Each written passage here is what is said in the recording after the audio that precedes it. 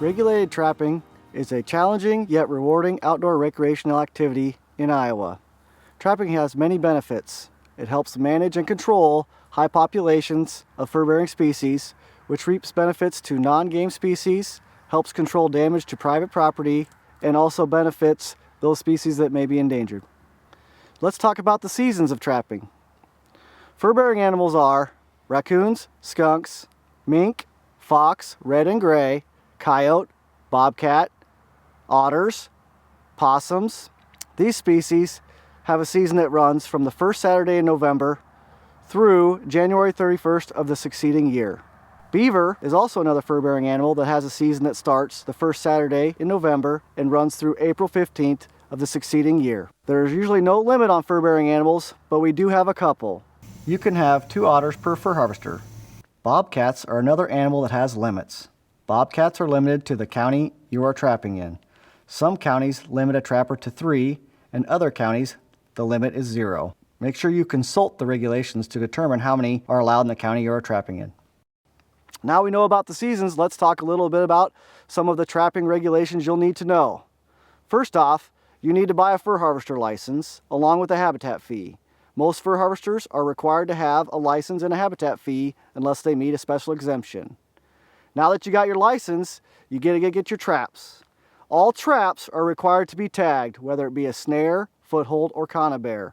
These traps must be tagged while you're out in the field, including the ones that are inside of your truck. Pre-staking is allowed on private property.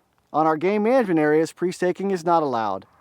When trapping in Iowa, you're required to check your traps every 24 hours. Traps that are set underwater with the intent to drown are not required to be checked every 24 hours.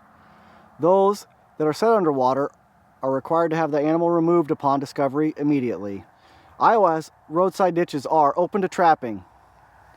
Trapping with snares in the roadside ditches, you must be 200 yards from any inhabited building or driveway, and a snare set in a roadside ditch cannot, when fully extended, touch a fence. Conibear traps that are under 8 inches set in a roadside ditch must be 5 feet from a fence.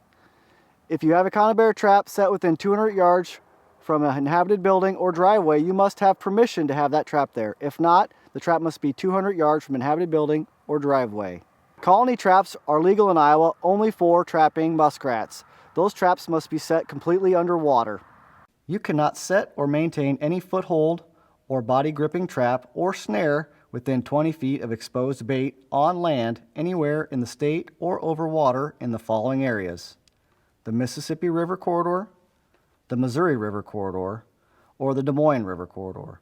Exposed bait is defined as meat or viscera of any animal, bird, fish, amphibian, or reptile with or without skin, hide, or feathers that is visible to soaring birds. Let's talk trapping etiquette.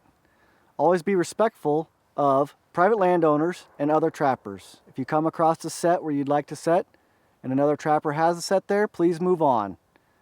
Make sure that you make a good effort to not catch any domesticated animals that belong to private landowners. If you need permission to trap that area, make sure you get permission. Always check your traps every 24 hours. Make sure when you set your traps that everything is out of view. If you have any questions or need any assistance, you may contact a local conservation officer. You may find that information on our website. Remember, every trapper out there has a chance to leave either a positive or negative image.